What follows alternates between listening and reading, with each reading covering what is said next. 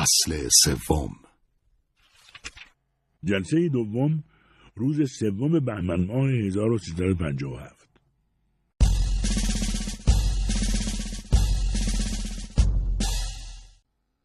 چگونه برای تظاهرات قانون اساسی برنامه‌ریزی کنیم؟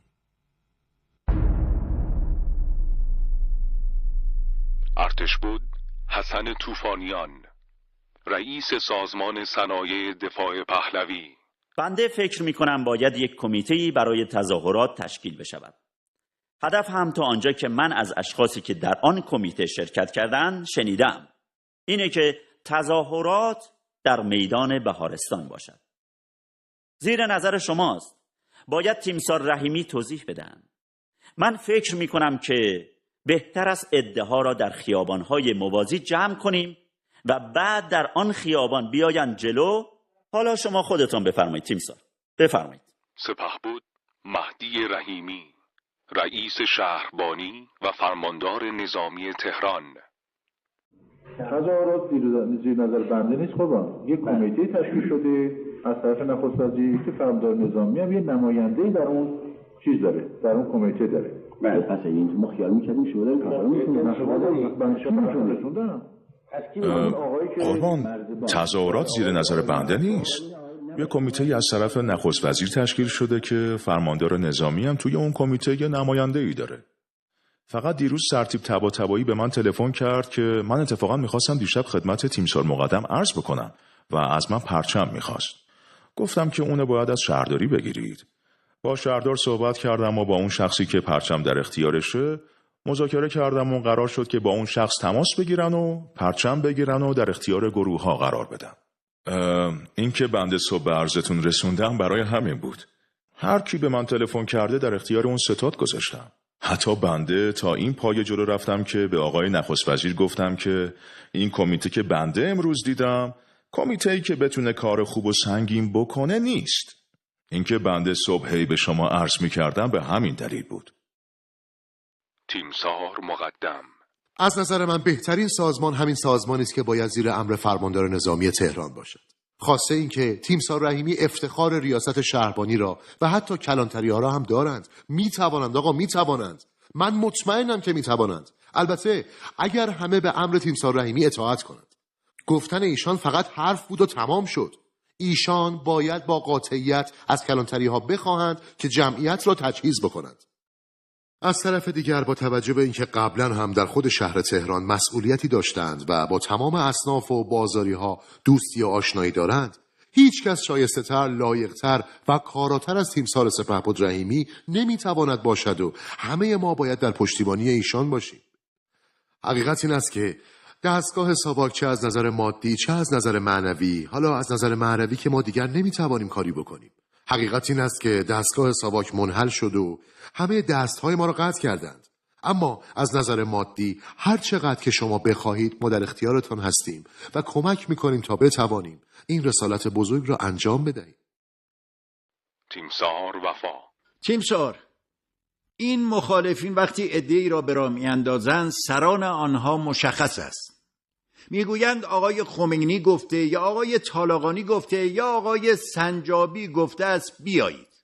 ما هم باید چند نفر از افراد ملی خوشنام از مردم دعوت کنند و بیایند خودشان را معرفی کنند. ولی اگر چند شخصیت ملی و میهنی و شاه دوست باشند و دعوت کنند که ما در جلوی عده راه میافتیم و شما هم بیایید، البته کمکشان خواهند کرد. تیمسار رحیمی: من اینجا صورتی یادداشت کردم که یکی از موادش همینه که برم بپرسم این آدما کی هستن. اینجا چیزایی رو که خودم فکر میکنم برای این کار باید پیش بینی بشه یادداشت کردم. نصب بلندگو و میکروفونای متعدد برای میدون. خدمتتون عرض کنم که استفاده از عکاس که فیلم برداری بشه. راستی تهیه شعارها کی باید این کارو بکنه؟ همون نگرانی که در وجود شما بوده در وجود منم بوده. منتها چیزی که هست اینه که بنده میخواستم از اون کمیته سوال کنم که این کارا رو چه کسی انجام میده که اگه احیانا نارسایی وجود داشته باشه بتونم اون وقت خودم برم دنبالش و کاراشو انجام بدم. حالا بنده میرم و اگه اعتقاد دارید که من باید رأساً دخالت بکنم به روی چشم دخالت میکنم. تیمسار، چیزی که بنده اعتقاد داشتم که بشه به آقای بختیارم عرض کردم. ارتش بود قره‌باغی. این کار مطابق نظر شما خواهد شد. فردا بعد از ظهر ساعت 5:30 جلسه شورای امنیت ملی است. گفتم که ابلاغ کردند. فردا بعد از ظهر خودتان هم تشریف دارید. امروز هم بخواهید می توانیم انجام بدیم. هر کاری هم که بخواهید می کنیم. این را فعلا حل کنید تا این آقایانی هم که اینجا هستند بشنوند و بروند. چرا که بالاخره از کار و زندگی افتاده‌اند.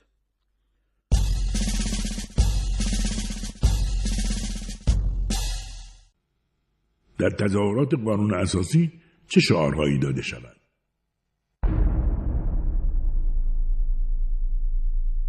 ارتش بود طوفانیان.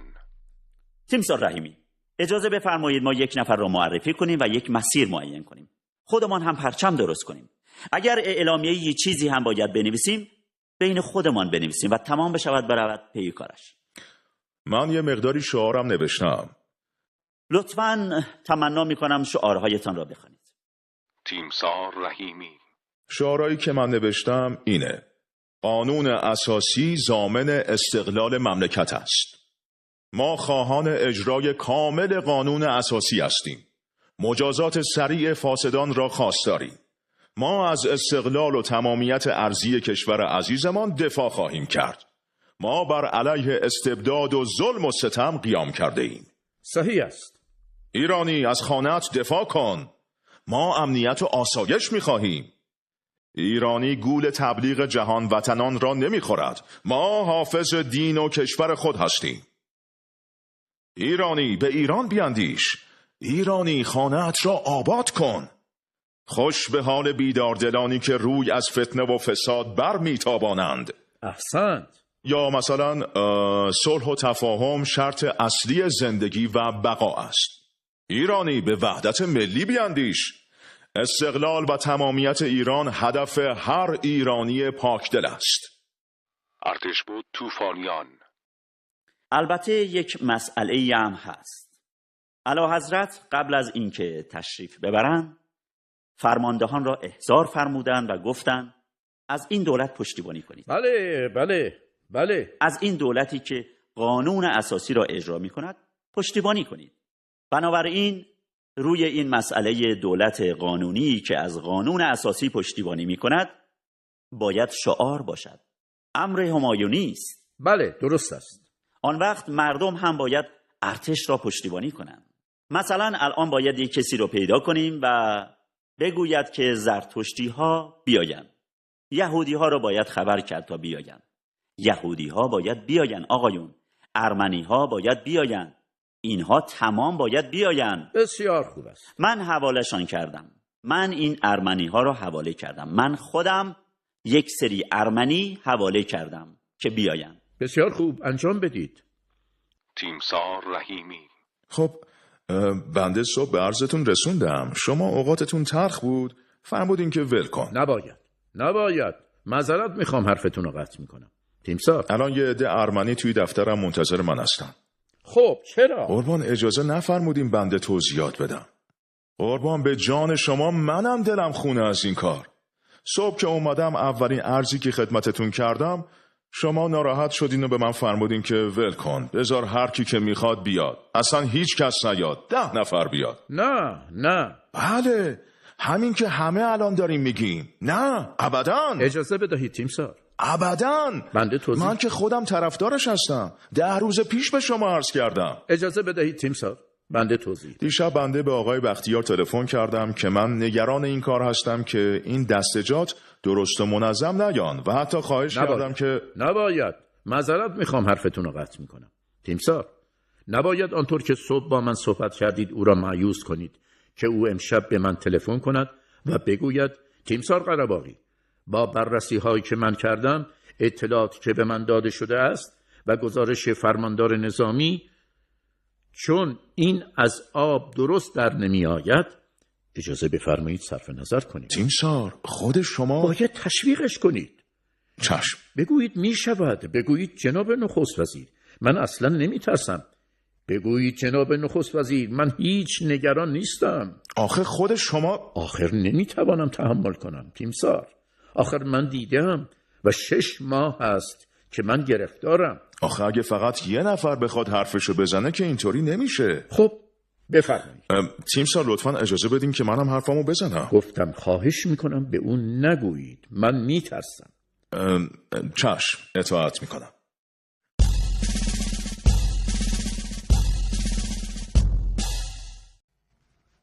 چه کسانی باید در تظاهرات قانون اساسی شرکت کنند؟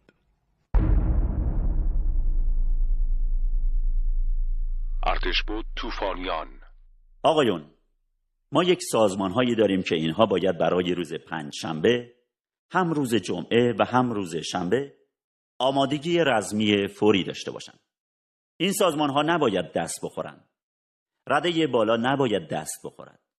حالا نمیدونم تیمسار سپهبد ربیعی، تیمسار دریاسالار حبیب اللهی نظرشون چیه؟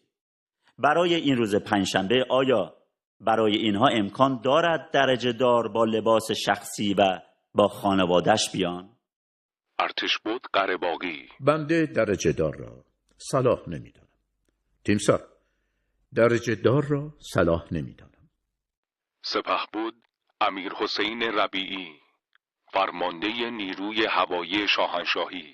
قربان، این مسئله قانون اساسی است، نه سیاسی است، نه هیچی. قانون اساسی است. فردا بنده 30 سال خدمتم تمام است و بازنشسته می شوم. اگر از این قانون اساسی دفاع نکنم، از کی دفاع بکنم؟ قربان، این مسئله سرنوشت ماست. اگر همه آقایان موافقن اشکالی ندارد. من نظرم را دادم. سرلشکر محمد امین بیگلری، فرمانده لشکر پیاده گارد. خواهش میکنم بفرمایید. جناب عالی خود شاهد بودید که طالقانی از کی اعلامیه داد و خمینی از کی گفت روز 40 و راهپیمایی 40 جنبه شرعی دارد. از 1 ماه قبل ذهن مردم را آماده کردند. بله درست است. رعب و ترس در دل میهن پرستان ایجاد کردند. ادارات را با خودشان همراه کردند. گروه همپیوستگی ادارات و سازمانهای فلان با هم اعلامیه صادر کردند. یک گروه رهبری مطبوعات در اختیارش است. اعلامیه و شبنامه در اختیارش است. دیوار سیاه کردن و قرمز کردن در اختیارش است. 10-15 روز BBC مزور در اختیارش است. رادیو پراودای شوروی در اختیارش است. همه در اختیارشان بود تا توانستن 800,000 یا 900,000 نفر بیاورند و کردن 2 میلیون. حالا ما میخواهیم روحیه ملی را تقویت کنیم. بنده معتقدم 180 افراد مملکت ما هنوز طرفدار کلمه شاه هستند. هنوز بچه 7 ساله میگوید مرگ بر فلان و مرگ بر شاه. باز دوباره رسید به آنجا. ما باید قبل از جمعه این کار را به هر قیمتی هست. متاسفانه داریم کوتاهی میکنیم. همونطور که تیمسار مقدم هم به عرضتان رساندن، دست به دست هم مالیدن، سیاست استتار بازی کردن و کلمه شاهنشاه را از حالا از زبانها خارج کردن تا که ای داد بیداد، اگر نمیخواهید جلسه را تعطیل کنید. نخست وزیر بیچاره به زبان میآورد، همیشه میگوید اعلی حضرت همایونی شاهنشاه. تیمسار، من میگویم 6 ماه است که دنبال این کار هستم. اگر نمیخواهید، ما هر روز صبح بلندگوی صبحگاهمان تنین اندازتر از 2 ماه قبل یا 3 سال قبل است. اگر نمیخواهید جلسه را تعطیل کنید. من به شما میگویم که 6 ماه است دنبال این هستم. بنابراین نمی شود ما از حالا این کلمه شاهنشاه و شاهنشاهی را به زبان رسمی از برنامه‌های من حذف کنیم. اجازه بفرمایید تیمسار، ما با کمال میل اجرا می‌کنیم قربان. بنده عرض کردم 2 راه کار دارد. الف، اگر دولت توانست تصمیم بگیرد. نه خیر، بیفایده است. خیلی خوب. راهکار دوم، گروه تحریزی، همه این امرا اینجا نشستن. بعضی از ایشان مأموریت اجرایی ندارن. روزی 4 تا گردش کار اداری دارن. اجازه بفرمایید. یک ستاد اداره کننده با قدرت خودتان با قبول مسئولیت به نام طرحریزی محرمانه تعیین بفرمایید. ما هم در اختیار هستیم. باید خانواده های ما هم با افسران و درجه‌داران تا آنجا که لطمه به امور انتظامی و آمادگی که به عهده داریم نخورد. باید این خانواده های ما حمایت بشوند. باید ما وسایلمان را به کار بیاندازیم. اجازه بدهید. مثلا تدبیر گارد شاهنشاهی این است که از 2 نقطه مهم حرکت کنیم. من میخواهم حرف بزنم. سربازخانه اشتباهات. ریاست جلسه با من است. من خیلی معذرت میخوام. شما میدانید من شما را چقدر دوست دارم. از امروز صبح تا حالا چند دفعه با هم دعوا کرده ایم. چرا من دعوا کردم؟ نباید این کار را بکنم تیمسار. من عصبانی میشوم. آخر درد مرا شما نمیدانید. 2 مرتبه میگویند بیاندازیم عقب. چیز عجیبی است.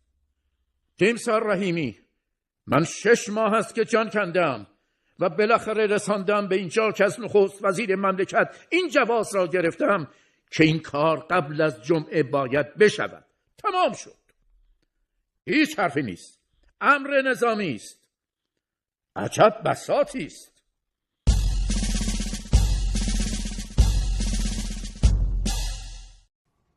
مراقب باشید که روستاییان و دهاتی‌ها در تظاهرات قانون اساسی شرکت نکنند، چون آبرویمان خواهد رفت.